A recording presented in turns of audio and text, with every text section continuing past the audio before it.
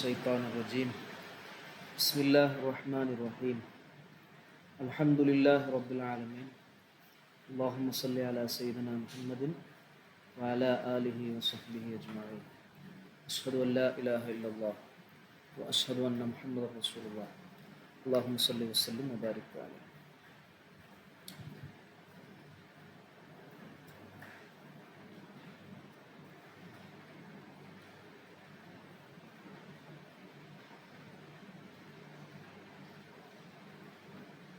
പത്താമത്തെ ഹദീസ്.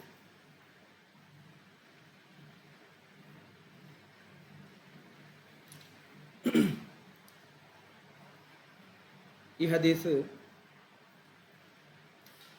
നമ്മുടെ ദുആ അല്ലാഹു സ്വീകരിക്കാൻ നമ്മൾ ഹലാലായ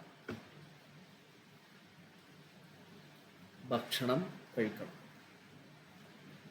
ഹലാലായ വെള്ളം നാം കുടിക്കണം, ഹലാലായ വസ്ത്രം ധരിക്കണം.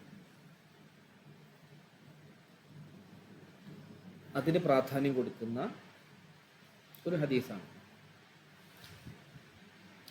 പത്താമത്തെ ഹദീസ്. നോക്കാം. അൻ അബീ ഹുറൈറത്ത റളിയല്ലാഹു അൻഹു, അബൂ ഹുറൈറ റളിയല്ലാഹു അൻഹു ഉദ്ധരിക്കുന്നു, ഖാല ഖാല റസൂലുള്ളാഹി സ്വല്ലല്ലാഹു അലൈഹി വസല്ലം, നബി സല്ലല്ലാഹു അലൈഹി വസല്ലമ തങ്ങൾ പറഞ്ഞു, ഇന്നല്ലാഹ, തീർച്ചയായും അല്ലാഹു തആല, ത്വയ്യിബുൻ, നല്ലവനാണ്, ശുദ്ധിയുള്ളവനാണ്, ന്യൂനതകളിൽ നിന്നെല്ലാം ഒഴിവായവനാണ്. ഒരു ന്യൂനതയും അള്ളാഹുവിനിക്കില്ല, ഒരു കുറവും ഇല്ല. അപ്പോൾ ത്വയ്യിബുൻ എന്ന് പറഞ്ഞാൽ താഹിറുൻ എന്നർത്ഥം, ശുദ്ധിയുള്ളവനാണ്. ലാ യഖ്ബലു, അവൻ സ്വീകരിക്കുകയില്ല, ഇല്ലാ ത്വയ്യിബൻ, ത്വയ്യിബിനെ അല്ലാതെ സ്വീകരിക്കൂല. നല്ലതിനെ മാത്രമേ അള്ളാഹു സ്വീകരിക്കുകയുള്ളൂ. നല്ലത് മീൻസ് ഖാലിസായത്, ആത്മാർത്ഥമായി ചെയ്ത കാര്യം. മറ്റുള്ളവർ കാണുന്നതിന് വേണ്ടിയോ മറ്റുള്ളവർ പ്രശംസിക്കുന്നതിന് വേണ്ടിയോ ചെയ്ത പ്രവർത്തനങ്ങളൊന്നും അള്ളാഹു സ്വീകരിക്കൂല. അപ്പോൾ മറ്റൊരാൾ നല്ലത് പറയാൻ വേണ്ടി ചെയ്ത പ്രവർത്തനങ്ങൾ, മറ്റൊരാൾ നല്ലത് വിചാരിക്കാൻ വേണ്ടി ചെയ്ത പ്രവർത്തനങ്ങളൊക്കെ അല്ലാഹു സുബ്ഹാനഹു വ തആല നമ്മിൽ നിന്നും ഖബൂൽ ചെയ്യലാകും. ഇഖ്ലാസോടുകൂടെ ചെയ്ത പ്രവർത്തനങ്ങൾ മാത്രമേ അല്ലാഹു സ്വീകരിക്കൂ. ഇനി നോക്കി, വ ഇന്നല്ലാഹ, തീർച്ചയായും അല്ലാഹു തആല, അമറ, അവൻ കൽപ്പിച്ചിരിക്കുന്നു, അൽ മുഅ്മിനീന, മുഅ്മിനീങ്ങളോട് അവൻ കൽപ്പിച്ചിരിക്കുന്നു, ബിമാ, ഒരു കാര്യം കൊണ്ട് കൽപ്പിച്ചിരിക്കുന്നു, അമറ ബിഹി, ആ ഒന്നുകൊണ്ട് കൽപ്പിച്ചിരിക്കുന്നു, അൽ മുർസലീൻ. വലൈക്കും സ്ലാം. ഞാൻ അന്ന് പിടിച്ചു അല്ലേ കുറേ. സുഖായില്ലേ? മോളുടെ ഒക്കെ സുഖായില്ലേ?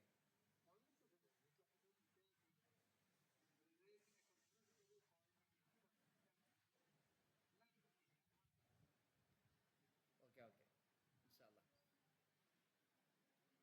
അപ്പോൾ ഞാൻ ഒന്നുകൂടി പറയാം. നബി സല്ലല്ലാഹു അലൈഹി വസല്ലമ തങ്ങൾ പറയുകയാണ്, ഇന്നല്ലാഹ, തീർച്ചയായും അല്ലാഹു തആല, ത്വയ്യിബുൻ, അവൻ ശുദ്ധിയുള്ളവനാണ്, ലാ യഖ്ബലു, അവൻ സ്വീകരിക്കുകയില്ല, ഇല്ലാ ത്വയ്യിബൻ, നല്ലതിനെ അല്ലാതെ അള്ളാഹു സ്വീകരിക്കൂല. അള്ളാഹുവിനൊരു കുറവുമില്ല. നാസർ ഖാന്റെ മൈക്കൊന്ന് ഓഫ് ചെയ്യും.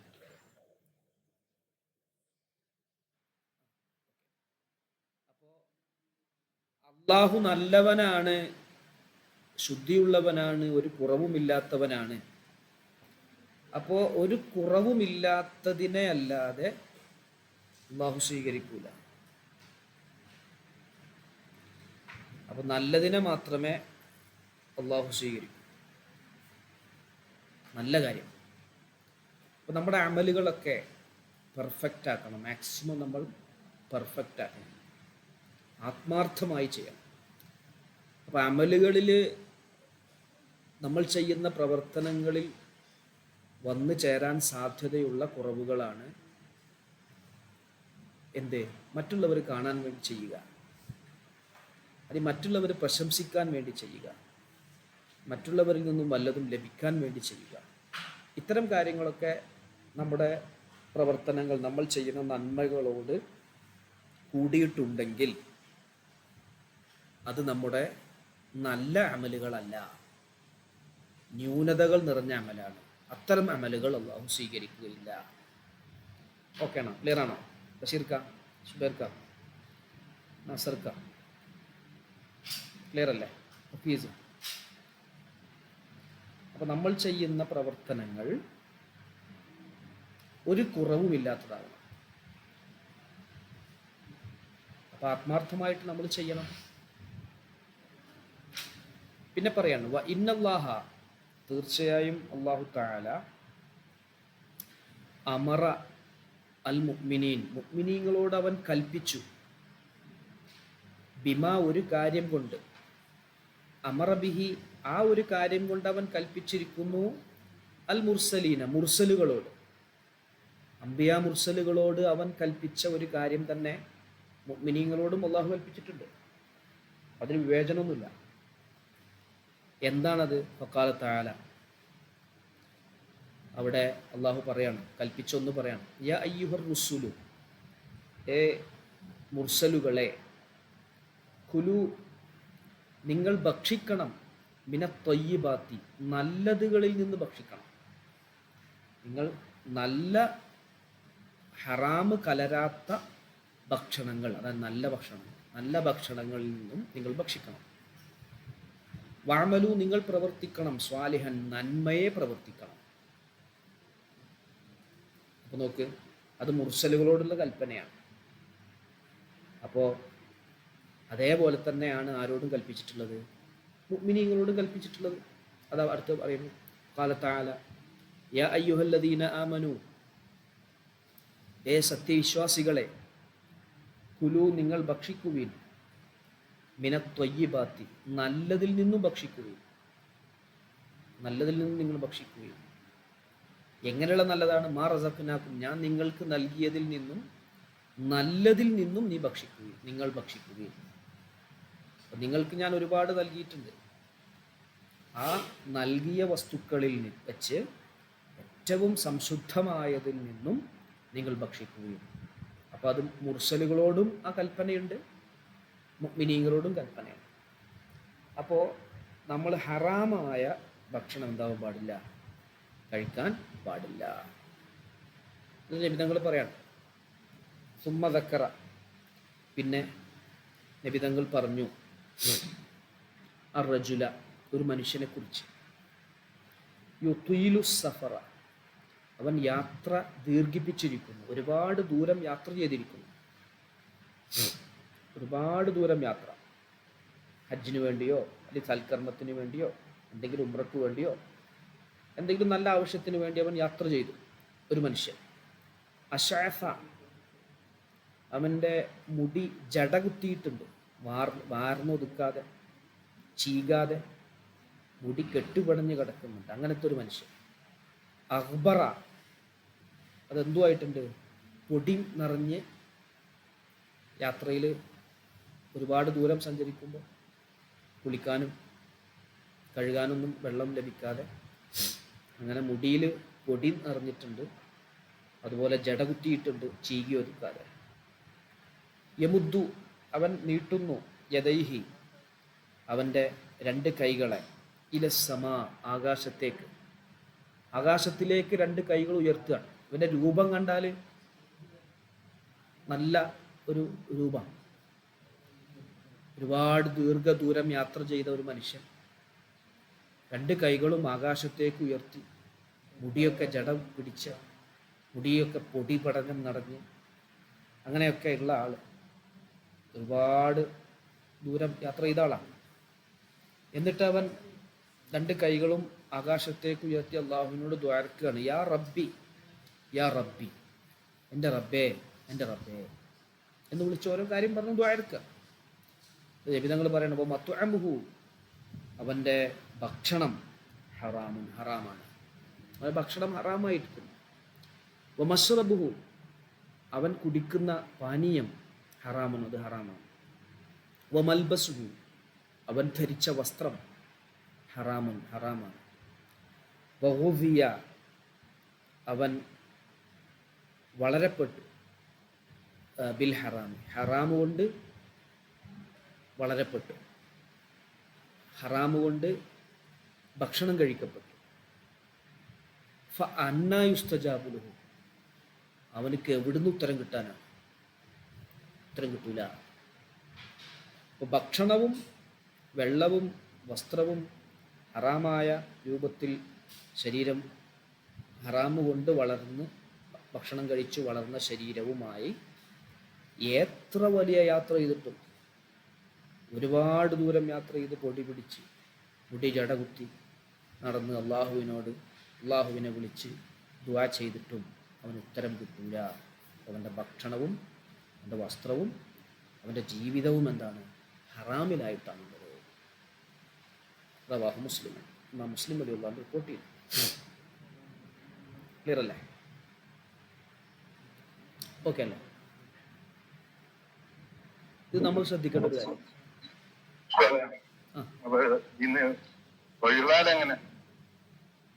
ഹറാമായ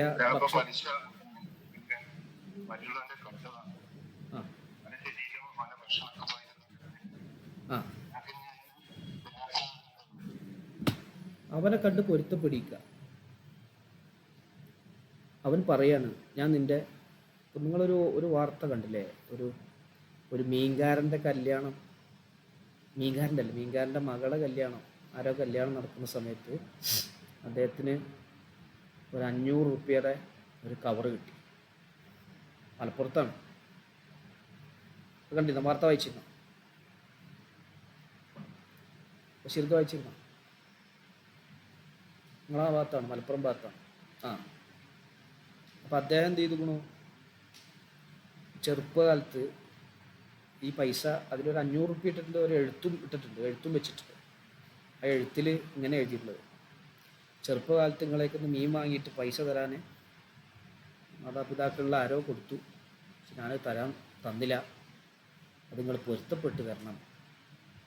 അന്ന് ഏകദേശം ഇന്ന് ഈ 500 റുപ്യയുടെ മീനായിരിക്കും അന്നുള്ളത്, അതിനോട് തുല്യമായൊരു സംഖ്യയാണെന്ന് പറഞ്ഞിട്ട് എന്ത് ചെയ്തു? ഒരു വാർത്ത കൊടുത്തിരുന്നു. അതൊരു ഉദാഹരണം പറഞ്ഞാണ്. അദ്ദേഹത്തിന് നല്ലൊരു മനസ്സ്.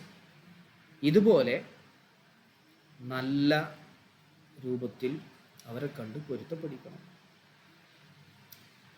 ഇനി അവരില്ലാന്ന് വിചാരിക്കും, അവരുടെ പേരിൽ അവരുടെ അനന്തരാവകാശങ്ങളുണ്ടെങ്കിൽ അവർക്ക് കൊടുക്കണം. ഇല്ലെങ്കിൽ ആ മുതൽ സ്വതക്ക ചെയ്ത് അതിൻ്റെ കൂലി അവർക്ക് ഹദിയ ചെയ്യാം. ഇങ്ങനെയൊക്കെ ചെയ്യാം. ഇനി പലിശ ആണെങ്കിലോ? പലിശ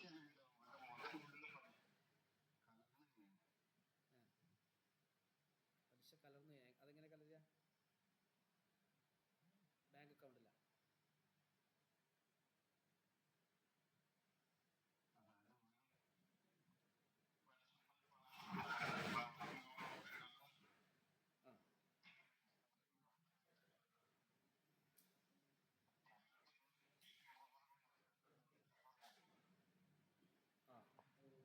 അതൊക്കെ ഹറാമാണ്. അത് പെട്ടെന്ന് എന്ത് ചെയ്യുക? ഒഴിവാക്കുക. പലിശ എന്ന് പറഞ്ഞതിൻ്റെ പ്രത്യേകത എന്താ അറിയുന്നത്? ഞാൻ ബഷീർക്കാർക്കൊരു 100 റുപ്യ കടം തന്നു, എന്നിട്ട് പറയാണ് 150 റുപ്യ തിരിച്ചു തരണം. അപ്പം നിങ്ങൾ എനിക്ക് 150 റുപ്യ തന്നാൽ ആ 50 രൂപൻ്റെ ഉടമസ്ഥ എനിക്കില്ല. അതിൻ്റെ ഉടമസ്ഥൻ ഞാനല്ല.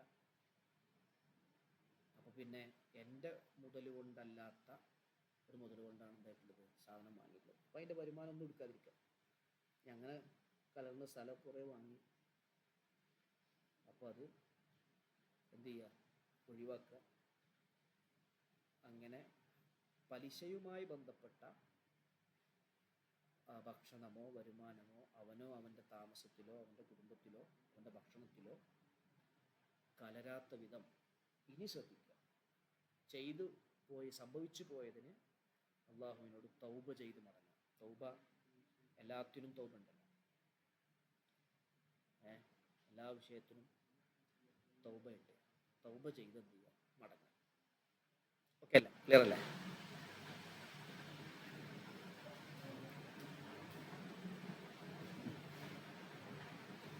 റസൂലുള്ളാഹിന്റെ ചോദ്യം നോക്ക് നിങ്ങൾ, എങ്ങിടുന്ന് കിട്ടുമെന്ന് ഉത്തരം. അന്നാ യുസ്തജാബിലോ, എവിടെ നിന്ന് കിട്ടുമെന്ന് ഉത്തരം. ഈ ഹദീസിൽ നിന്ന് ഒരുപാട് പാഠങ്ങളുണ്ട്. ഒന്ന്, അള്ളാഹുവിൻ്റെ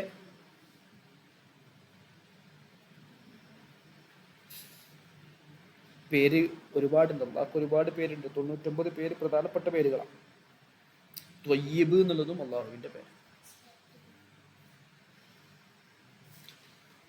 അതിൻ്റെ അർത്ഥം ന്യൂനതകളിൽ നിന്നെല്ലാം മുക്തനായവനാണ് അള്ളാഹു. പിന്നെ ഈ ഹദീസിൽ അള്ളാഹുവിനിക്ക് വേണ്ടി ആത്മാർത്ഥമായി നമ്മൾ പ്രവർത്തിക്കണം. അപ്പം അവൻ ജോലി ചെയ്യുന്നതും അവൻ അമല് ചെയ്യുന്നതും എല്ലാം അള്ളാഹുവിനിക്ക് വേണ്ടിയാവണം. ആത്മാർത്ഥതയോടുകൂടെ പ്രവർത്തിക്കണം. ഇനി സ്വതക്ക കൊടുക്കുകയാണെങ്കിൽ തന്നെ ഹലാലായ മുതലിൽ നിന്നേ കൊടുക്കാവൂ. നബി തങ്ങളുടെ ഹദീസ് കാണാം, നിസ്കാരം ശുദ്ധിയില്ലാതെ സ്വീകരിക്കൂല. സ്വതക്ക, വഞ്ചനയോടുകൂടെയുള്ള സ്വതക്കയും സ്വീകരിക്കൂല. വഞ്ചിച്ചിട്ട്, പറ്റിച്ചിട്ട്, തൻ്റെ സമ്പത്താക്കിയിട്ട് അതിങ്ങനെ കൊടുക്കുക വലിയ ആളായിട്ട്, അത് അള്ളാഹു സ്വീകരിക്കൂല. പിന്നെ അള്ളാഹുവിൻ്റെ മുമ്പിൽ അമ്പിയാക്കളും മറ്റ് മനുഷ്യരൊക്കെ സമമാണ്. ഏത് വിഷയത്തിൽ? അള്ളാഹുവിൻ്റെ കൽപ്പന അനുസരിക്കണം എന്ന വിഷയത്തിൽ. അതല്ല ഇവിടെ പറഞ്ഞു. നബിമാർക്ക് മുർസലുകളോട് കൽപ്പിച്ച കാര്യം നിങ്ങളോടും കൽപ്പിച്ചിരിക്കുന്നു എന്നാണ് പറഞ്ഞു. പിന്നെ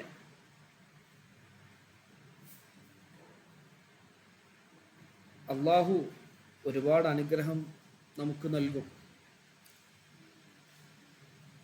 അത് അള്ളാഹുവിൻ്റെ ഒരു സഹായമാണ്. അതിൽ നിന്നും നല്ലത് മാത്രമേ നമ്മൾ ഭക്ഷിക്കാവൂ. ഹറാമിൻ്റെ ചുവയുള്ളത്, ഹറാമിൽ നിന്ന് ലഭിച്ച വരുമാനം, ഇതൊന്നും നമ്മുടെ ശരീരത്തിൽ, നമ്മുടെ ഭക്ഷണത്തിൽ, നമ്മുടെ മാംസത്തിൽ കലരാൻ പാടുള്ളതല്ല. മറ്റൊരു കാര്യം ഈ ഹദീസിൽ നിന്ന് കിട്ടുന്ന ഒന്നാണ്, ഹറാമായ വസ്തുക്കൾ ഭക്ഷിച്ചു കഴിഞ്ഞാൽ നമ്മുടെ ദുആ അള്ളാഹു സ്വീകരിക്കുകയില്ല. അപ്പോൾ നമ്മുടെ ദുആ അള്ളാഹു, ചില ആളുകൾക്കൊക്കെ പരാതി ഉണ്ടാവും, എന്തപ്പോൾ എൻ്റെ ദുആ ഒന്നും അള്ളാഹു സ്വീകരിക്കാത്ത എന്ന് പരാതി ഉണ്ടാവും. അപ്പോൾ ദുആഇൻ്റെ ഒരു മര്യാദ, വളരെ പ്രധാനപ്പെട്ട ഒരു മര്യാദയാണ് എന്ത്? ഹറാമായത് കഴിക്കാൻ പാടില്ല. പിന്നെ ഈ ഹദീസിന് മറ്റൊരു കാര്യമുണ്ട്.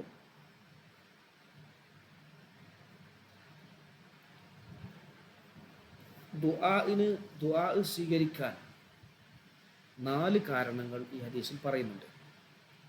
ഒന്ന്, യാത്രക്കാരൻ്റെ ദുആ അല്ലാഹു സ്വീകരിക്കും. 2, നമ്മളൊന്നുമല്ല, നിസ്സാരനാണ് എന്ന് പ്രകടിപ്പിക്കുക. അതല്ല ഇപ്പോൾ പൊടി പിടിച്ച്, അതുപോലെ മുടിയൊന്നും ചെയ്യാതെ ആകെ അലങ്കോലമായി ഞാനൊന്നുമല്ല, നിസ്സാരനാണ്, എനിക്കൊന്നിനും കഴിയൂല എന്നൊരു ചിന്ത, അള്ളാഹുവിലേക്ക് എനിക്ക് ആവശ്യമുണ്ട് ഒരു ബോധം ഉണ്ടാവുക. മൂന്നാമത്തത് ആകാശത്തേക്ക് രണ്ട് കൈയും ഉയർത്തണം. നാലാമത്തത് അള്ളാഹുവിനോട് ഇങ്ങനെ കുത്തി കുത്തി ചോദിക്കണം. യാ റബ്ബി യാ റബ്ബി എന്നാണ് അവിടെ പറഞ്ഞു. എൻ്റെ റബ്ബേ എൻ്റെ റബ്ബേ, പടച്ചോനെ. അള്ളാഹ്, പണ്ടൊക്കെ പ്രായമായ ആളുകൾ എവിടെയെങ്കിലും വെച്ച് കുത്തുകയോ വീഴുകയോ ചെയ്താൽ അള്ളാഹ് പടച്ചോനെ എന്നൊക്കെ ഇങ്ങനെ വിളിക്കും. ബദരീങ്ങളെ, പടച്ചോനെ കാക്കണേ എന്നൊക്കെ പറയും. അങ്ങനെ എപ്പോഴും എപ്പോഴും കുത്തി കുത്തി ചോദിക്കുക. അത് മനുഷ്യർക്കാണ് ഇഷ്ടമല്ലാത്തുള്ളൂ, മനുഷ്യരോടെ ഇഷ്ടമല്ലാത്തുള്ളൂ. ഞാൻ ഒരാളോട് ചോദിക്കുകയാണ് കൊണ്ടാ കൊണ്ടാ കൊണ്ടാ കൊണ്ടാ എന്നിങ്ങനെ പറഞ്ഞാൽ മനുഷ്യർക്കത് ഇഷ്ടമുണ്ടാവില്ല. നേരെ മറിച്ച് അള്ളാഹുവിനത് വളരെ ഇഷ്ടമാണ്, ചോദിക്കണം. അപ്പം ഇങ്ങനെ ആവർത്തിച്ച് ആവർത്തിച്ച് കുത്തി കുത്തി ചോദിക്കണം. ഇങ്ങനെ 4 കാര്യങ്ങൾ ദുആ സ്വീകരിക്കാനുള്ള ഒന്നിൽപ്പെട്ടതാണ്. ദുആ സ്വീകരിക്കാനുള്ള കാരണങ്ങളിൽപ്പെട്ടതാണ്. 1, യാത്ര. 2, ഞാനൊന്നുമല്ല, ഞാൻ നിസ്സാരനാണ്, എനിക്ക് അള്ളാഹുവിലേക്ക് ആവശ്യമുണ്ട് എന്നൊരു ബോധമുണ്ടാക്കുക. 3, ആകാശത്തേക്ക് 2 കരങ്ങളും ഉയർത്തുക. 4, കുത്തി കുത്തി ചോദിക്കുക. വീണ്ടും വീണ്ടും വീണ്ടും ചോദിക്കുക. ചോദിച്ചാൽ തന്നെ ചോദിച്ചുകൊണ്ടിരിക്കുക. അത് അള്ളാഹുവിന് ഭയങ്കര ഇഷ്ടമാണ്. നമുക്ക് ഉത്തരം കിട്ടുക തന്നെ ചെയ്യും. ക്ലിയർ അല്ലേ? എവിടെ എന്തെങ്കിലും സംശയം ഉണ്ടോ അതിൽ?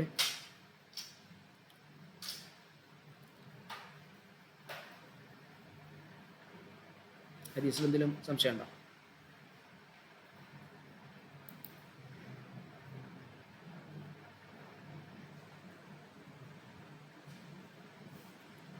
അടുത്ത പറയട്ടെ.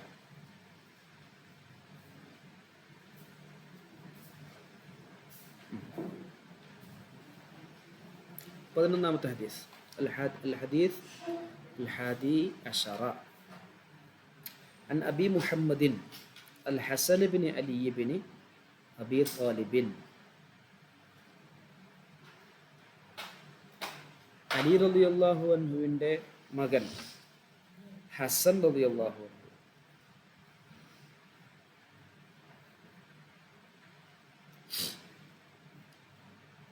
സിബുത്തി റസൂലില്ലാഹി സ്വല്ലല്ലാഹു അലൈഹി വസല്ലം, നബി തങ്ങളുടെ പേരക്കുട്ടി. സിബുത്തു എന്ന് പറഞ്ഞാൽ പേരക്കുട്ടി. നബി തങ്ങളുടെ പേരക്കുട്ടിയായ റൈഹാനത്തിഹി, നബി തങ്ങളുടെ റൈഹാനത്ത് പുഷ്പം, ഒരു പുഷ്പമാണത്, നല്ല വാസനയുള്ള പുഷ്പം. അപ്പോൾ നബി തങ്ങളുടെ പേരക്കുട്ടിയും നബിതങ്ങൾ ഏറ്റവും പ്രധാനപ്പെട്ട ആളുകൾ, നബിതങ്ങളുടെ ഏറ്റവും സ്വന്തക്കാരനുമായ ഹസൻ റളിയല്ലാഹു അൻഹു. ഹസൻ റളിയല്ലാഹു അൻഹു അലി റളിയല്ലാഹുവിൻ്റെ മകനാണ്. സയ്യിദു ഷബാബി അഹ്ലിൽ ജന്ന, സ്വർഗത്തിലെ യുവാക്കളുടെ നേതാവാണ്.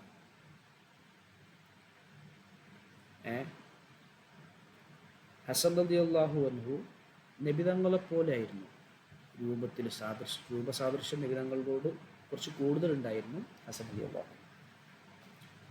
ഹസൻ ഹുസൈൻ റളിയല്ലാഹു അൻഹു സഹോദരനാണ്. അവർ ഇരട്ടകളല്ല. ഏകദേശം ഒരു 6 മാസം കഴിഞ്ഞാണ് പ്രസവിക്കുന്നത്. ഹസൻ റളിയല്ലാഹു അൻഹുവിനെ പ്രസവിച്ച് ഒരു 6 മാസം കഴിഞ്ഞിട്ടാണ്. ഹിജ്റ 3-ാം വർഷം റമളാൻ മാസത്തിലെ തുടക്കത്തിലാണ്, റമളാൻ മാസത്തിൻ്റെ പകുതി, ഏകദേശം പകുതിയിലാണ് ജനിക്കുന്നത്. അലി അള്ളാഹുവിൻ്റെ വഫാത്തിന് ശേഷം ഖലീഫയായി മാറി. പിന്നെ ഖലീഫ സ്ഥാനം അദ്ദേഹം ഒഴിഞ്ഞു. മുആവിയ റളിയല്ലാഹു അൻഹുവിന് വേണ്ടി അദ്ദേഹത്തിൻ്റെ ശ്രേഷ്ഠത ഒരുപാടുണ്ട്. 49-ലാണ് അദ്ദേഹം വഫാത്തായത്. ഹിജ്റ 49 ജന്നത്തുൽ ബഖീഇലാണ് മറവ് ചെയ്യപ്പെട്ടിട്ടുള്ളത്. അതാണ് ഹസൻ റളിയല്ലാഹു അൻഹു.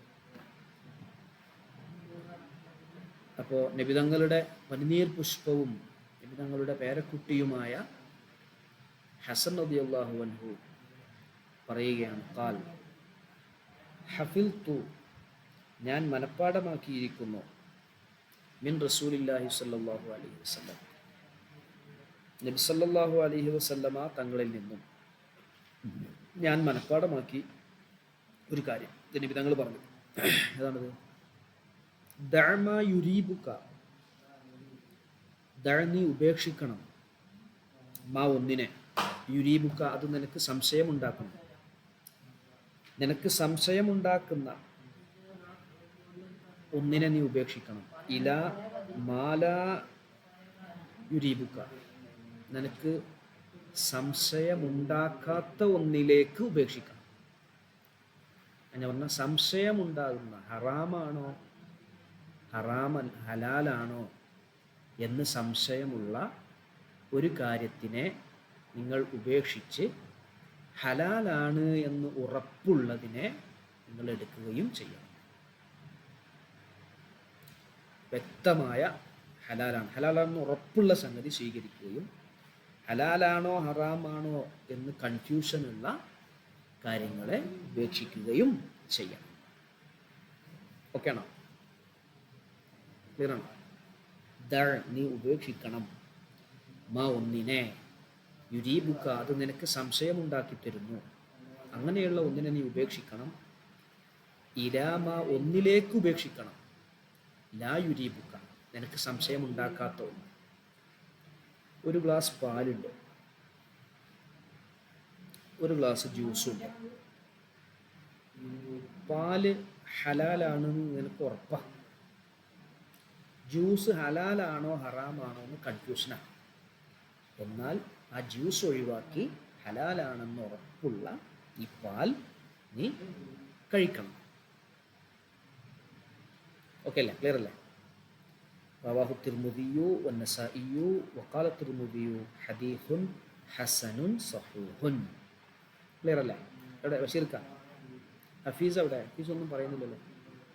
ഇത് കളി കാണാണോ?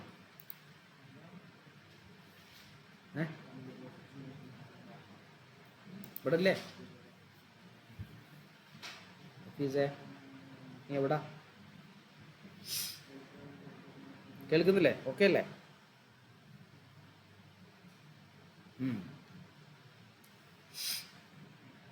പിന്നെ അപ്പോൾ ഈ ഹദീസിൽ ഒരുപാട് ഗുണങ്ങളുണ്ട്, ഒരുപാട് നേട്ടങ്ങളുണ്ട്. ഒന്ന്, നമ്മൾ എന്ത് ചെയ്യണം? സംശയമുള്ളതിനെ ഒഴിവാക്കണം, സംശയമില്ലാത്തത് സ്വീകരിക്കുകയില്ല.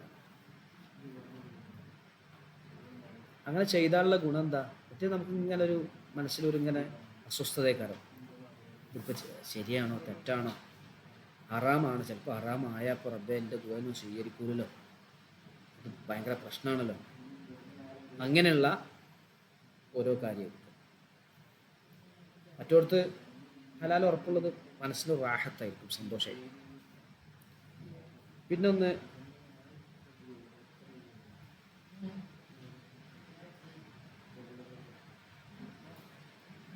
സൂക്ഷ്മത കാണിക്കണം എന്ന് ഈ ഹദീസ് നമ്മളെ പഠിപ്പിക്കുന്നുണ്ട്. അതുപോലെ ഒരു മുഅ്മിനായ, അള്ളാഹുവിനെ പേടിച്ച് ജീവിക്കുന്ന ഒരു മനുഷ്യൻ, അവൻ ഹലാലായത് മാത്രമേ അവന് ചെയ്യുള്ളൂ, ഹലാലായ തന്നെ എല്ലാം ചെയ്യൂല. ഹലാലായ ഉറപ്പുള്ള വിഷയം മാത്രമേ എന്താവുള്ളൂ ചെയ്യും. എന്നാൽ തെമ്മാടിയായ ഒരാളോ, അവന് ഹറാമ് ചെയ്യുന്നതിനും അവന് മടി ഉണ്ടാവില്ല, എന്നിട്ടല്ലേ കൺഫ്യൂഷൻ ഉള്ളത്, അപ്പം അതെന്തായാലും ചെയ്യും.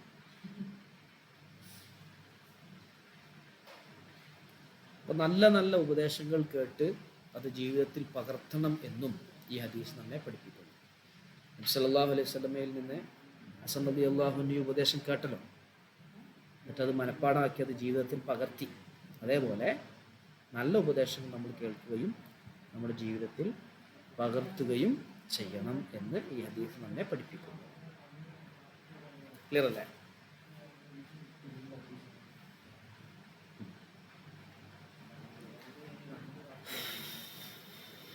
ഇവിടെ ഓക്കെ, അടുത്ത കൂടി പറയാം. ഓക്കെ, അൽ ഹദീസു സാനി അശറ, 12ാമത്തെ ഹദീസ്. عن أبي هريرة رضي الله عنه قال قال رسول الله صلى الله عليه وسلم വിധങ്ങൾ പറഞ്ഞു മിൻ ഹുസ്നി ഇസ്ലാമിൽ മർഇ ഒരു മനുഷ്യൻ മർ എന്ന് പറഞ്ഞ മനുഷ്യൻ ഒരു മനുഷ്യൻ്റെ ഇസ്ലാം മനോഹരമാണ്, അവൻ്റെ ഇസ്ലാം മനോഹരമായിരിക്കുന്നു, അവൻ്റെ ഇസ്ലാം പൂർണ്ണമായിരിക്കുന്നു എന്നതിൽ പെട്ടതാണ് തർക്കുഹു അവൻ ഉപേക്ഷിക്കൽ മാ ഒരു കാര്യത്തിന് ലാ യഅ്നീഹി അവൻ ആവശ്യമില്ലാത്തതിനെ, അവന് ആവശ്യമില്ലാത്ത ഒന്ന് ഉപേക്ഷിക്കുക എന്നത് ഒരു മനുഷ്യൻ്റെ ഇസ്ലാം പൂർണ്ണമാണ്, ഈമാൻ പൂർണ്ണമാണ് എന്ന് അറിയിക്കുന്ന കാര്യമാണ്. ആവശ്യമുള്ളത് എടുക്കുക, ആവശ്യമില്ലാത്തതിൽ പോയി തലയിടാതിരിക്കുക, ആവശ്യമുള്ളതിൽ പോയിട്ട് നമ്മൾ എന്ത് ചെയ്യുക, കാര്യങ്ങൾ ചെയ്യാം. അപ്പോൾ അനാവശ്യമായ സംസാരങ്ങൾ സംസാരിക്കാൻ പാടില്ല, അനാവശ്യമായ പ്രവർത്തനങ്ങളിൽ ഏർപ്പെടാൻ പാടില്ല. നമ്മൾ ഓരോ കാര്യങ്ങളും ഒരു ഈമാൻ പൂർണ്ണമായ ഇസ്ലാം പൂർണ്ണമായ ഒരാൾക്ക് ഈമാൻ പൂർണ്ണതയുണ്ട് എന്ന് മനസ്സിലാവണമെങ്കിൽ അവൻ്റെ ഇടപെടലുകൾ ശ്രദ്ധിച്ചാൽ മതി. അവനാവശ്യമുള്ളതിലേക്കാണോ അവൻ ഇടപെടുന്നത്, അതല്ല അവൻ ആവശ്യമില്ലാത്തതിലേക്കാണ് അവൻ ഇടപെടുന്നത്. അത് നമ്മൾ ശ്രദ്ധിക്കേണ്ട ഒരു കാര്യമാണ്. അത് ദീനിൻ്റെ വിഷയത്തിലും ദുന്യാവിൻ്റെ വിഷയത്തിലും രണ്ടും കണക്കാണ്. ദീന് ദുന്യാവ് എന്ന് പറഞ്ഞിട്ട് നമുക്ക് ദുന്യാവൊക്കെ നമ്മൾ ദീനുമായി ബന്ധപ്പെടുത്തണമല്ലോ. ഓരോന്നിനും എനിക്കൊരു നിലപാടും മതത്തിനൊരു നിലപാടും പറ്റില്ല. മതം ഇങ്ങനെ പറയുന്നുണ്ട്, പക്ഷെ ഞാനിങ്ങനെ പറയണേ. മതം ഇങ്ങനെ കാഴ്ചപ്പാട് പറയണത് മതത്തിൻ്റെ വീക്ഷണം അങ്ങനെയാണ്, പക്ഷെ എൻ്റെ വ്യക്തിപരമായ അഭിപ്രായം എന്നതാണ്. അത് പാടില്ലല്ലോ. മതപരമായ കാഴ്ചപ്പാടും നിലപാടും തന്നെ ആവണം നമ്മുടെ നിലപാടും. അപ്പോൾ ആവശ്യമുള്ള കാര്യങ്ങളിൽ, അവന് ഉപകാരമുള്ള കാര്യങ്ങളിൽ ഇടപെടുക എന്നത്, അനാവശ്യമായ കാര്യങ്ങളിൽ ഇടപെടാതിരിക്കൽ ഒരു മനുഷ്യൻ്റെ ഈമാൻ പൂർണ്ണമാണ് എന്നതിൻ്റെ അടയാളമാണ്. അപ്പോൾ ആവശ്യമുള്ളതിൽ ഇടപെടുക എന്നുള്ളത് ഒരു മനുഷ്യൻ്റെ ഈമാൻ പൂർണ്ണമാണ് എന്നതിൻ്റെ അടയാളമാണ്. ക്ലിയർ അല്ലേ? ഓക്കെ അല്ലേ? മിൻ ഹുസ്നി ഇസ്ലാമിൽ മർഇ ഒരു മനുഷ്യൻ്റെ ഇസ്ലാം മനോഹരമാണ് എന്നതിൽ പെട്ടതാണ്. നമ്മൾ ആലോചിച്ച് നോക്കുക, നമ്മൾ മുസ്ലിംകളാണ്, നമ്മൾ ഇസ്ലാം മതത്തിൻ്റെ ആളുകളാണ്. അപ്പോൾ എൻ്റെ ഇസ്ലാം പൂർണ്ണമായിട്ടുണ്ട്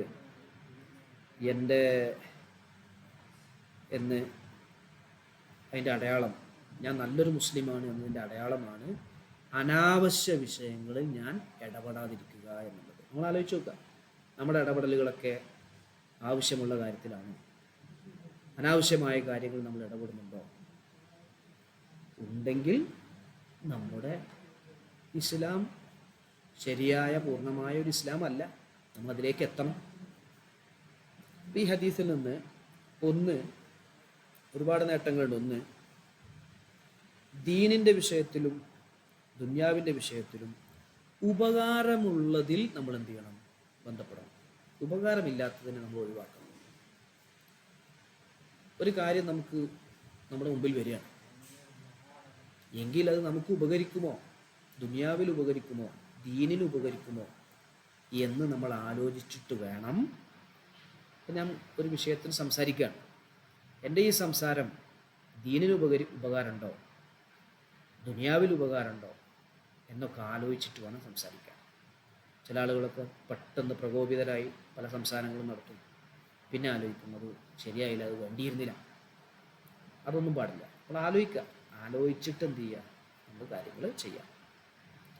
പിന്നൊന്ന്,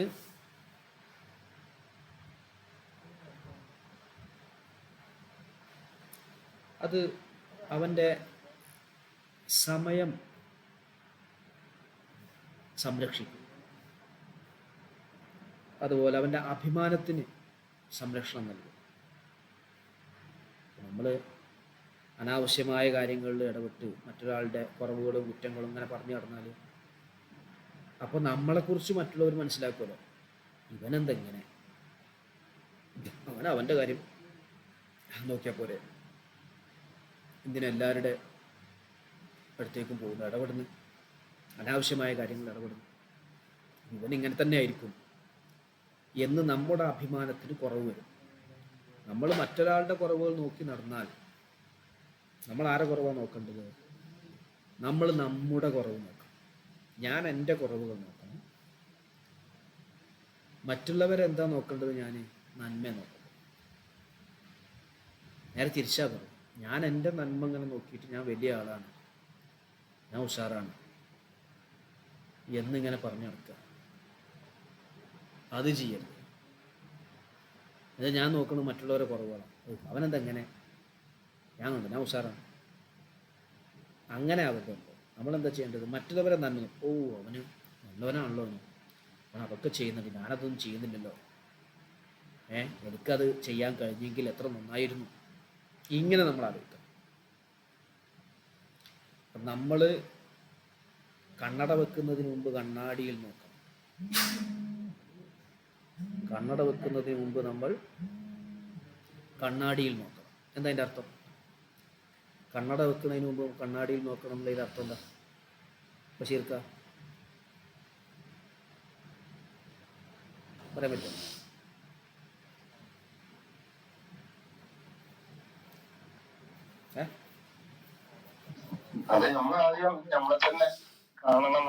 യെസ്, നമ്മളാദ്യം നമ്മളെ കാണണം. ഞാനെങ്ങനെയാണ്, നമ്മളെങ്ങനെയാണ് എന്നുള്ളത് മനസ്സിലാക്കണം. എന്നിട്ട് വേണം കണ്ണട വെച്ചിട്ട് മറ്റുള്ളവരെ നോക്കാൻ. അതതിൻ്റെ പ്രത്യേകത. നമ്മുടെ കുറവുകൾ നോക്കുക. എന്താ മറ്റുള്ളവരെ കുറവ് നോക്കിയിട്ട് നമുക്കെന്താ കിട്ടുന്നത്? മറ്റൊരാളുടെ കുറവും ന്യൂനതയും ഒക്കെ നോക്കിയിട്ട് നമുക്ക് എന്ത് കിട്ടുന്നു? ഒരു സുഖം കിട്ടുന്നു. ഒരു സുഖം കിട്ടുന്നുണ്ടല്ലേ?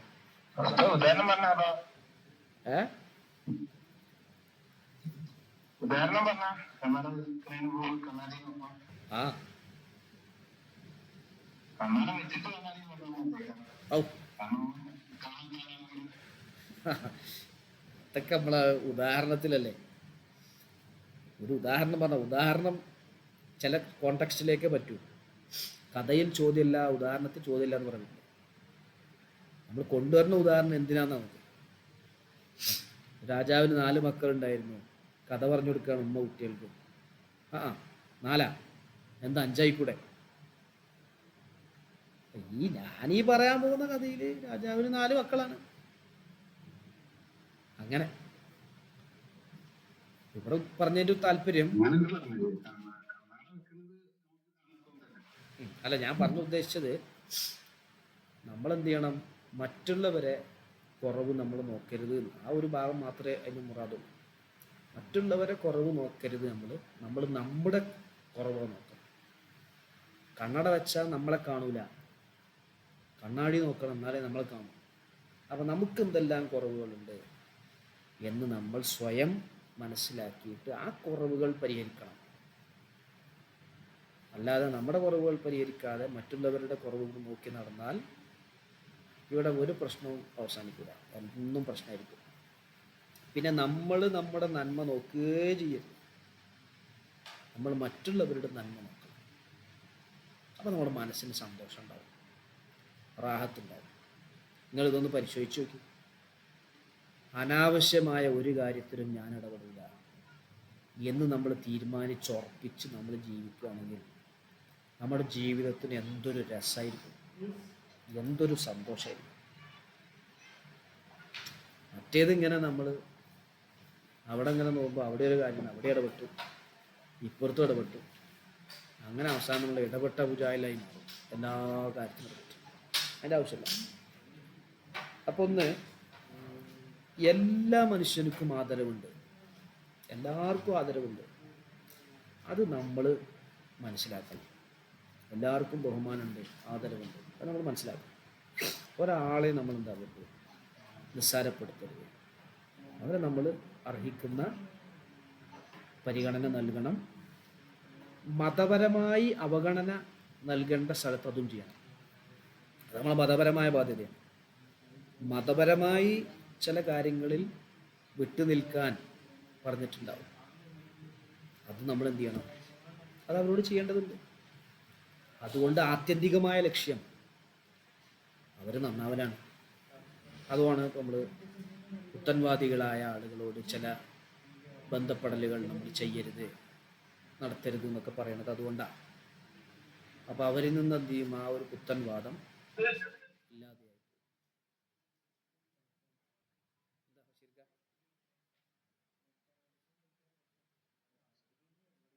അല്ലേ? ക്ലിയർ അല്ലേ?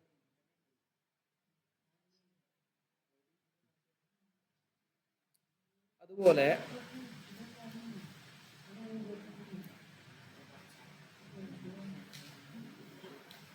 ഓരോരുത്തരും ഓരോ പദവിയായിരിക്കും, ഓരോരുത്തരും വ്യത്യസ്തങ്ങളായ തട്ടിലായിരിക്കും. ചിലപ്പോൾ ഇസ്ലാം വളരെ ഉഷാറായ ആളുകളുണ്ടാവും, പൂർണ്ണമായ ആളുകളുണ്ടാവും.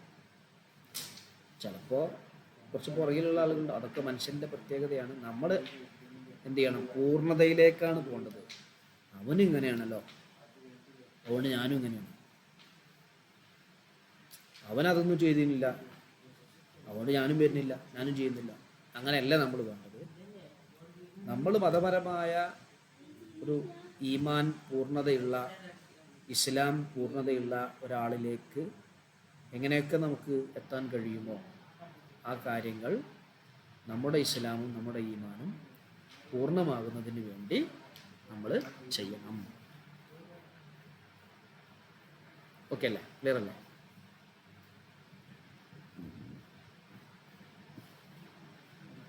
എത്രയാണ് അവിടെ ഉള്ളത്? 3 ഹദീസാണ്. ഏതെങ്കിലും ഭാഗം ഇനി പറയേണ്ടതുണ്ടോ? ഒന്നാമത്തെ ഹദീസിൽ ഏതെങ്കിലും വാക്കുകൾ കിട്ടാണ്ടോ? 2 3 എവിടെയെങ്കിലും? ചെറിയ ഹദീസുകളാണ് 2 3.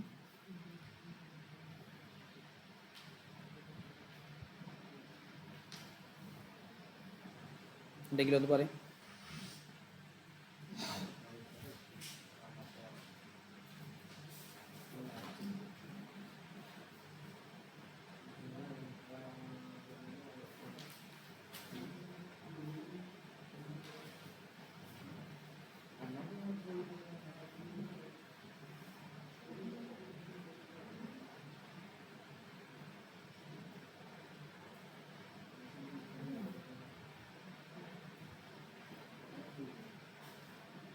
ഒരു ഹദീസിൽ ഇങ്ങനെ കാണാം,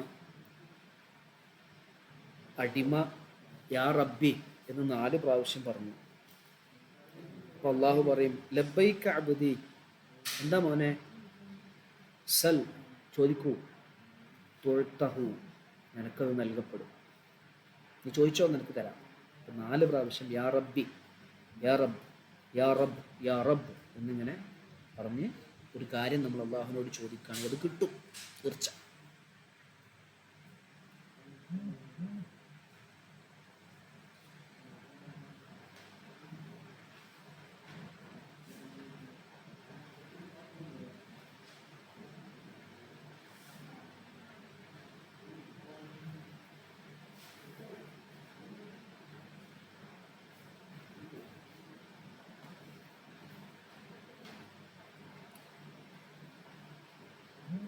നബിതങ്ങൾ സഅദ് റളിയല്ലാഹു അൻഹുവിനോട് ഒരിക്കൽ പറഞ്ഞു, സഅദ് ഇബ്നു അബീ വക്കാസ് റളിയല്ലാഹു അൻഹു നബിതങ്ങളോട് വന്നിട്ട് പറഞ്ഞു, എന്നെ മുസ്തജാബു ദഅവത്തിൽ പെടാൻ വേണ്ടി നിങ്ങൾ ദ്വാരക്കണം നബിയെ. അള്ളാഹിനോട് പറഞ്ഞിട്ട് എനിക്ക് എൻ്റെ ദുആക്ക് ഉത്തരം കിട്ടുന്ന, ഉത്തരം നൽകപ്പെടുന്ന വിഭാഗത്തിൽ എന്നെ പെടുത്താൻ വേണ്ടി നിങ്ങൾ ദ്വാരക്കണം എന്ന്. അപ്പോൾ നബിതങ്ങൾ പറഞ്ഞെന്താ അറിയാം? സഅദേ, നീ നിന്റെ ഭക്ഷണം നന്നാക്കും, എന്നാൽ നീ ഇതിൽ പെടും. മുസ്തജാബു ദഅവത്തിൽ നിന്റെ ദുആവും അല്ലാഹു മറുപടി നൽകുന്ന ഒരവസരത്തിൽ പെടും, ഒരവസ്ഥയിൽ നീയും പെടും. പിന്നെ എന്നിട്ട് പറയാണ്, അല്ലാഹുവാണ് സത്യം, ഒരു ഉരുള ഭക്ഷണം, നിങ്ങൾ പറയട്ടോ, ഒരു ഉരുള ഭക്ഷണം അവൻ്റെ വയറിലുണ്ടെങ്കിൽ 40 ദിവസം അള്ളാഹു സ്വീകരിക്കില്ല. 40 ദിവസം അവൻ്റെ ദുആ അള്ളാഹു സ്വീകരിക്കില്ല. ഒരൊറ്റ ഉരുള ഭക്ഷണം അവൻ്റെ വയറ്റിലുണ്ടെങ്കിൽ. പിന്നെ തീർന്നില്ല. നിങ്ങൾ പറയാണ്, ഒരു മനുഷ്യൻ അവൻ ഹറാമായ ഭക്ഷണം കഴിച്ചു വളർന്നു, എന്നാൽ നരകമാണ് അവന് ബന്ധപ്പെട്ടത്, നരകമായിരിക്കും അവന് ബന്ധപ്പെട്ടത്.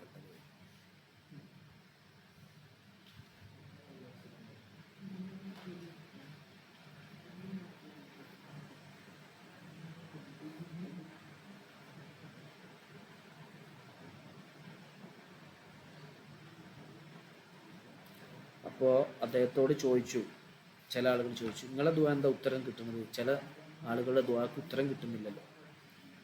അപ്പോൾ അദ്ദേഹം പറയാണ്, ഞാൻ ഒരു ഉരുള ഭക്ഷണം എൻ്റെ വായിലേക്ക് വെച്ചിട്ടില്ല, ഇതെവിടുന്നാ വന്നത്, ഇത് ആരാ കൊടുത്തയച്ചത്, ഇത് ഹലാലാണോ ഹറാമാണോ എന്നൊക്കെ അന്വേഷിച്ചിട്ട് ഹലാലാണ് എന്ന് ഉറപ്പിക്കാതെ ഒരു ഉരുള ഭക്ഷണം പോലും എൻ്റെ വയറ്റിലേക്ക് ഞാൻ പെടുത്തിയിട്ടില്ല.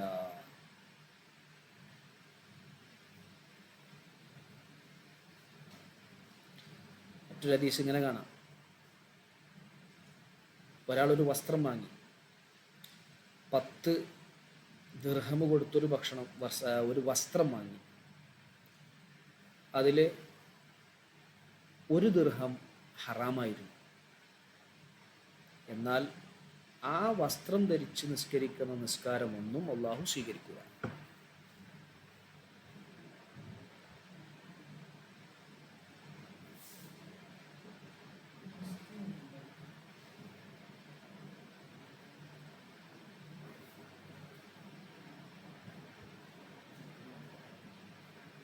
ക്ലിയറല്ലേ?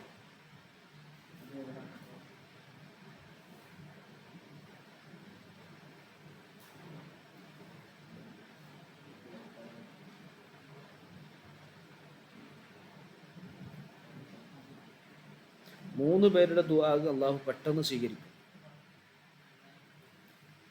ഒന്ന് അക്രമിയുടെ ദുആ, പീഡിപ്പിക്കപ്പെടുന്നവൻ്റെ ദുആ, അവൻ്റെ ദുആ അള്ളാഹു വേഗം ചെയ്യും.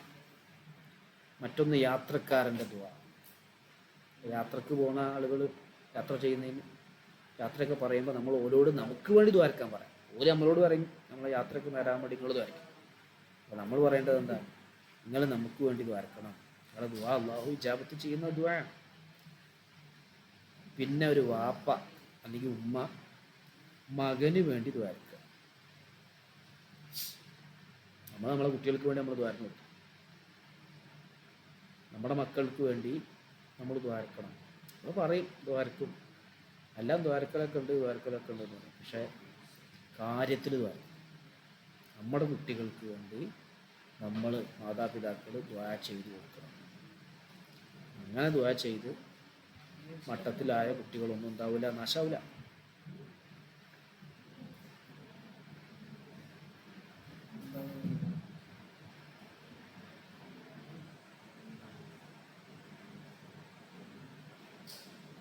ക്ലിയർ അല്ലേ?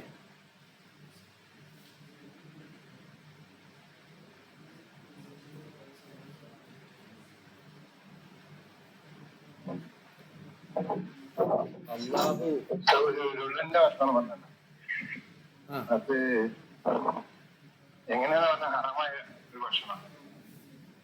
ഹറാമാണെന്ന് ഉറപ്പാണ് ഒരു ഭക്ഷണം. എന്നിട്ട്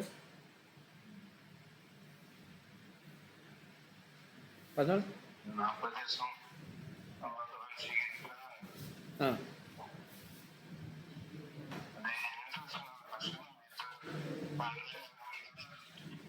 അബ്ദുള്ളാന്ന് പറഞ്ഞാൽ നമ്മൾ അങ്ങനെയല്ല പറയാം, ഒരു പിടി എന്നൊക്കെ പറയില്ലേ, ഒരു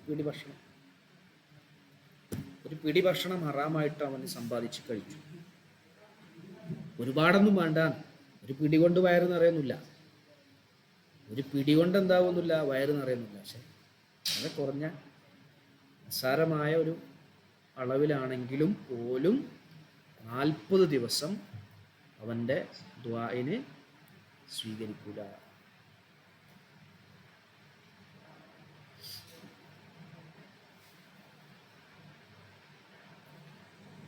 കൈ അള്ളാഹുവിലേക്ക് ഉയർത്തിയിട്ട് വെറും കൈയോടെ മടക്കൽ അള്ളാഹു ലജ്ജിക്കുന്നു എന്നൊരു ഹദീസ് കാണാം. അപ്പോൾ നമ്മൾ ദുആ ചെയ്യുമ്പോൾ നല്ല വിനയത്തോടു കൂടെ കൈയൊക്കെ ആകാശത്തേക്ക് അള്ളാഹുവിലേക്ക് ഉയർത്തി, അതുപോലെ വീണ്ടും വീണ്ടും ആവർത്തിച്ച് ചോദിച്ച്, ഇതൊക്കെ ദുആ സ്വീകരിക്കാനുള്ള മര്യാദയിൽപ്പെട്ടതാണ്. ഹറാമായ ഭക്ഷണമൊന്നും കഴിക്കാതെ നമ്മൾ ദുആ ചെയ്യുക. അപ്പോൾ അതെന്താവും? അള്ളാഹു സ്വീകരിക്കും.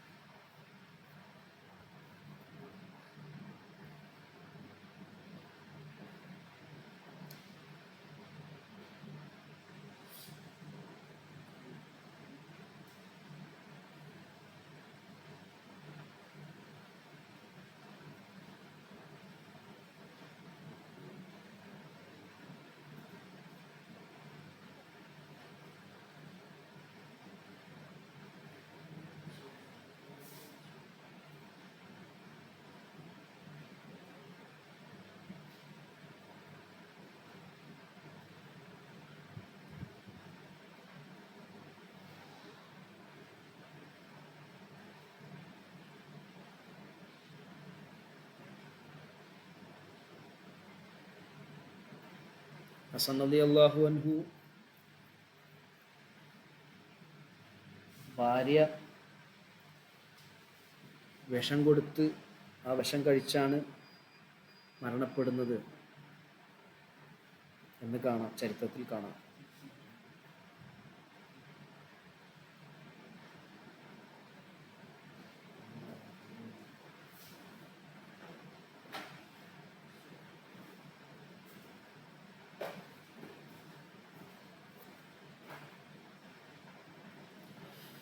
ഓക്കെ, ക്ലിയർ അല്ലേ?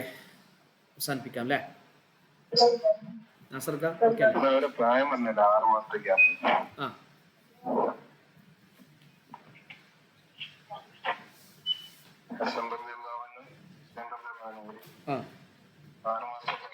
അതെ അതെ, അങ്ങനെ ഉണ്ടായി ഒരു അഭിപ്രായമുണ്ട്. 6 മാസം മതിയല്ലോ, 4 മാസം മതി. 4 മാസം കഴിഞ്ഞാൽ പ്രസവിക്കാം. 4-ാം മാസം 120 ദിവസം കഴിഞ്ഞ നാളെ റൂഹ് ഊതും.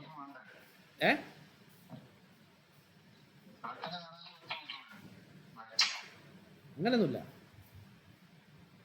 4 മാസം കഴിഞ്ഞ് ഏത് ദിവസവും പ്രസവിക്കാം. 10 മാസം തന്നെ ഒന്നുമില്ല, 4 കൊല്ലം ഗർഭത്തിൽ കടന്നവരൊക്കെ. ഷാഫി ഇമാമിന് എന്തത്ര ബുദ്ധിന്ന് പണ്ഡിതന്മാർ ചർച്ച ചെയ്തപ്പോൾ ഉമ്മാൻ്റെ ഗർഭപാത്രത്തിൽ 4 കൊല്ലം കടന്നു. എന്താ പറയുക, സയൻസ് ശാസ്ത്രം. 10 മാസം ഇത്ര ദിവസം അതിനെ എണ്ണത്തിനെ പ്രസവിച്ചില്ലെങ്കിൽ ഓപ്പറേറ്റ് ചെയ്തെടുക്കണം, അങ്ങനെ ചെയ്യണം, ഇതേ പ്രശ്നമാണ്, മറ്റേതാണ് മറിച്ചതാണ്. അതൊക്കെ ഓരോ തട്ടിപ്പാ. ഇല്ലയെന്നല്ല കേട്ടോ, അങ്ങനെ ചിലപ്പോഴൊക്കെ ഉണ്ടാവും. ചിലപ്പോൾ ഓപ്പറേഷനൊക്കെ വേണ്ടി വരും. നല്ല ഡോക്ടർമാരും അതെ അതെ, നമ്മൾ മാത്രം തീരുമാനിച്ചാൽ പോരല്ലോ. 2 കുടുംബക്കാരുണ്ടാവും, അവിടെ ഇവിടെയൊക്കെ ആളുകളുണ്ടാവില്ല. സാധാരണഗതിയിൽ സമയമായ പ്രസവിക്കും, സുഖപ്രസവം തന്നെ ഉണ്ടാവും. വലിയ സുഖമൊന്നും ഉണ്ടാവില്ല, പേര് സുഖപ്രസവം തന്നെയായിരുന്നു. ഓപ്പറേഷനാണ് ഇപ്പോഴത്തെ സുഖപ്രസവം ആലോചിക്കും. പേരിൽ സുഖമില്ലെങ്കിലും ഓപ്പറേഷനും സുഖം, വേദന സഹിക്കണ്ടല്ലോ എന്നൊക്കെ പറയും ആളുകൾ. പക്ഷെ അത് എത്രയും 4 കൊല്ലം വരെ ഗർഭസ്ഥ അവസ്ഥയിൽ കിടക്കാം. പ്രസവം നിഫാസ് ഒരു ഏറ്റവും ചുരുങ്ങിയത് 1 സെക്കൻഡാണല്ലോ നിഫാസ്. പ്രസവിച്ച് കഴിഞ്ഞാലുള്ള നിഫാസ് 1 സെക്കൻഡ് കഴിഞ്ഞു. അങ്ങനെ ശുദ്ധിയായി നോക്കുക, ശുദ്ധിയായി. പിന്നെ ഭർത്താവുമായി ബന്ധപ്പെട്ടു, കുട്ടിയായി. അപ്പം അങ്ങനെയൊക്കെ സംഭവിക്കാം.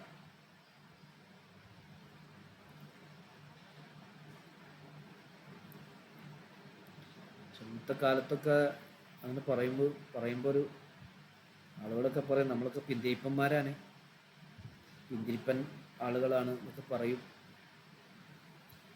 നമ്മൾ പിന്തിരിപ്പൻ ആശയമുള്ള ആളുകളൊന്നല്ല, നമ്മളതിൻ്റെ വസ്തുതയാണ് പറഞ്ഞത്. അതിൻ്റെ അർത്ഥം ഡോക്ടറെ അടുത്ത് പോകണ്ട, ഡോക്ടറെ കാണിക്കണ്ട, അവരുടെ ഉപദേശം തേടണ്ട എന്നല്ല. നല്ല ഫിസിഷ്യനൊക്കെ കാണിക്കണം, അവരുടെ ഉപദേശം തേടണം. പ്രയാസങ്ങളും മറ്റൊക്കെ വരുന്ന സമയത്ത് അവരുടെ നിർദ്ദേശങ്ങളൊക്കെ സ്വീകരിക്കണം. പക്ഷേ ചിലയിടങ്ങളിൽ ഇത്തരം കാര്യങ്ങളിൽ പലവിധ അസ്വാഭാവികതകളും പ്രശ്നങ്ങളും പ്രയാസങ്ങളും ഉണ്ടാവാറുണ്ട്. അതും നമ്മൾ ഇതോടുകൂടെ ചേർത്ത് വായിക്കണം എന്ന് ചുരുക്കി പറയാം.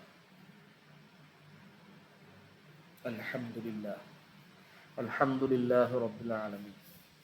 അല്ലാഹുമ്മ സ്വല്ലി അലാ സയ്യിദിനാ മുഹമ്മദിൻ വഅലാ ആലി സയ്യിദിനാ വമൗലാനാ മുഹമ്മദ്. റബ്ബനാ ആതിനാ ഫിദ്ദുനിയാ ഹസനത്തൻ വഫിൽ ആഖിറതി ഹസനത്തൻ വഖിനാ അദാബന്നാർ. ربنا تقبل منا إنك أنت السميع العليم وتب علينا إنك أنت التواب الرحيم واغفر لنا وارحمنا ولوالدينا ولأساتذتنا ولجميع المؤمنين وارحمنا وإياهم بأنواع رحمتك يا أرحم الراحمين. وصلى الله تعالى وسلم على خير خلقه سيدنا محمد صلى الله عليه وسلم وآله وصحبه أجمعين. سبحان ربك رب العزة عما يصفون وسلام على المرسلين والحمد لله رب العالمين. السلام عليكم ورحمة الله وبركاته.